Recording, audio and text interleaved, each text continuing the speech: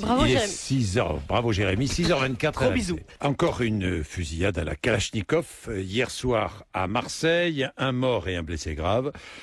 Oui, ça s'est passé dans le 15e arrondissement, dans un restaurant. Il y a un ou deux hommes qui sont entrés, qui ont arrosé le restaurant à la Kalachnikov. Des balles, des douilles ont été retrouvées un peu partout.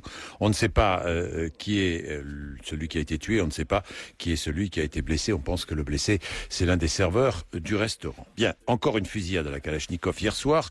Claude Guéant nous disait mardi matin à Marseille, ça s'améliore, le climat de sécurité revient en ville, les habitants ne cessent de dire leur satisfaction. Mais aujourd'hui, rassemblement de policiers à Marseille, en soutien à leurs collègues grièvement blessés à Vitrolles. C'était lundi soir, il est toujours entre la vie et la mort. Et je suis avec Philippe Marc,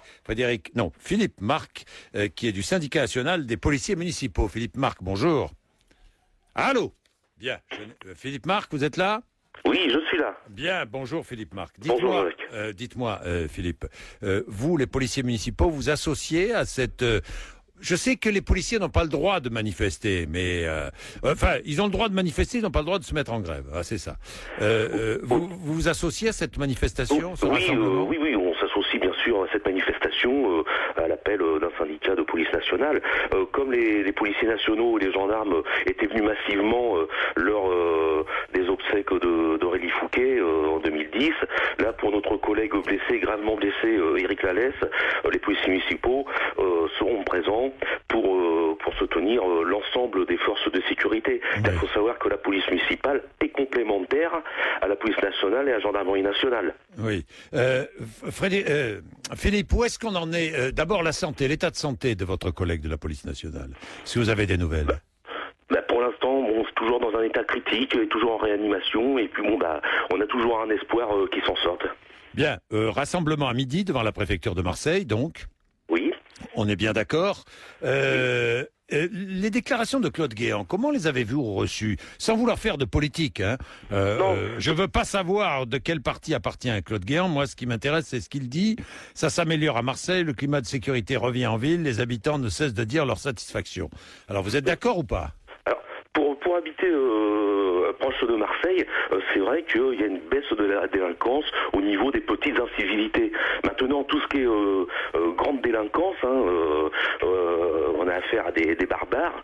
Ça, c'est une délinquance avec l'approche des fêtes de Noël qui augmente. Et il n'y a pas qu'à Marseille. On l'a encore vu la semaine dernière à Colombes, où le maire PS, Philippe Sarr, dès qu'il a été élu, a désarmé sa police municipale. On l'a encore vu à Colmar, il y a 3 jours, il y a un McDo qui a été braqué dès le matin, et puis le soir même, c'est un bureau de tabac qui a été braqué à Main-Armée. Vous dites, nous ne sommes pas suffisamment bien équipés avec nos petits pistolets face à leurs armes de guerre. Même nos gilets pare-balles ne servent à rien face à leurs Kalachnikov. Mais c'est vrai, les gilets pare-balles sont des vrais tassoirs par rapport à des armes de guerre telles que la Kalachnikov. Oui, ça coûterait moins cher si vous étiez mieux équipés, hein. Mais bien sûr. Et la vie d'un agent, c'est beaucoup plus important que le prix à payer pour un équipement quand même. Oui, évidemment, évidemment. Vous êtes suffisamment... Toujours revient le nombre. Nous ne sommes pas assez nombreux. C'est vrai, vraiment? Au niveau des effectifs, que ce soit la police nationale ou la gendarmerie, la police municipale, c'est pareil. Et puis il faut parler aussi équipement, protection de l'agent. Moi, je vais revenir sur les policiers municipaux parce que c'est ma corporation. Il y a trop de polices municipales qui ne sont pas armées en France. Bruno Béchiza, secrétaire national de l'UMP, qui a encore fait une réunion hier soir à Vernon, l'a bien dit. La règle d'or pour les policiers municipaux, c'est l'armement. Il y a du bleu sur la voie publique. On a affaire à un braquage. Un seul gilet pare-balles ne suffit pas pour se cacher derrière une voiture et puis laisser faire. Merci à vous. Merci Jean-Jacques. Merci, 7h moins 20, vous êtes...